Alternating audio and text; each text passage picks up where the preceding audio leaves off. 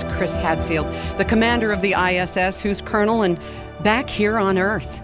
Are you in any pain? No, actually, my body's pretty much recovered. It was really painful when I got back. You know how when you exercise for the first time after a little layoff and 2 days later something hurts. Mm-hmm. My whole body felt like that. You My looked whole rough. body Yeah. hurt. You really did. Well, there was a lot of nausea too. It's like getting off a spinning ride and your eyes and your inner ear have a complete argument as to which way's up. And so your body just makes you want to, your body thinks you might have been poisoned when you have an argument like that inside. Wow. You know, it thinks you've eaten a neurotoxin. Why is your inner ear so wrong than your eyes are so much different? And so it's trying to protect you. It says throw up because obviously you've eaten something that's making you feel this way, a bad mushroom or something, and so get rid of it. And so it's a natural reaction. But after a while, you get readapted and then stop throwing up. Well, simulation can teach you just about everything, but it will never prepare you for a takeoff or a hard landing, will it? There's nothing like the real thing. We get prepared for it. We make our simulations as realistic as possible, and it's a real precept of the book as well, is accurate simulation. Constantly visualize disaster and then simulate it as realistically as possible, including landing, which is on a Soyuz is really violent. Why on land, though? Why did you have to land on land? They have water. There's lots of it, I hear. Well, you know, water isn't soft. You've probably done a belly flop. Yeah, And when you're yeah. if you're coming down as fast as a spaceship is and you smuck into the water, it's just as hard as hitting the dirt.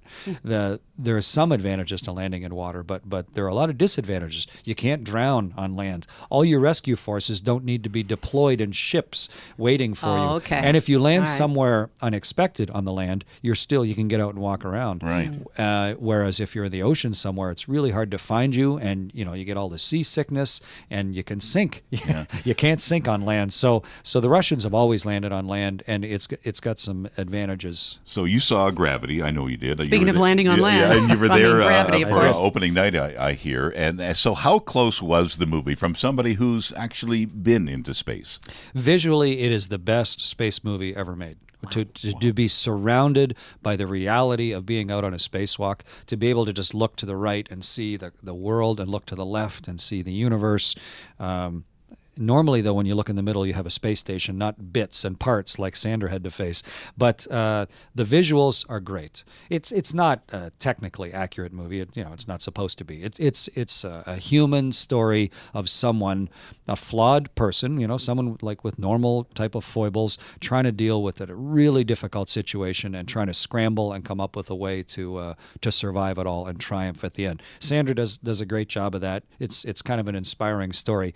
It's like a doctor watching House or Grey's Anatomy or something. Yeah. It's not supposed to be a documentary. It's Sure. To me, it's like watching, Star Trek, X-Men or something. Yeah, really. It's a fantasy. Yeah. It's just a fantasy, and they didn't try and make it a realistic space station construction story. So the actual movie itself, all sorts of people like that movie, and for good reason. It's fun to watch. But I wouldn't watch it if you're trying to learn how to be an astronaut. Oh, okay. Good to know. It's not a training film. But what I did find fascinating in the part that Sandra actually played, she knew how to fly all the different spacecrafts. The Russians, of course, the Americans, and the Chinese. Did the Chinese have a space program that you know anything about?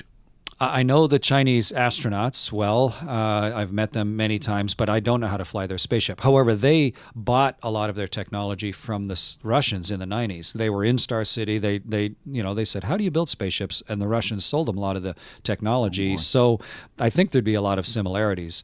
But the training is, of course, it's a movie. The training is really long. I know how to fly a Russian spaceship and do a Russian spacewalk and speak the language and all the American equipment.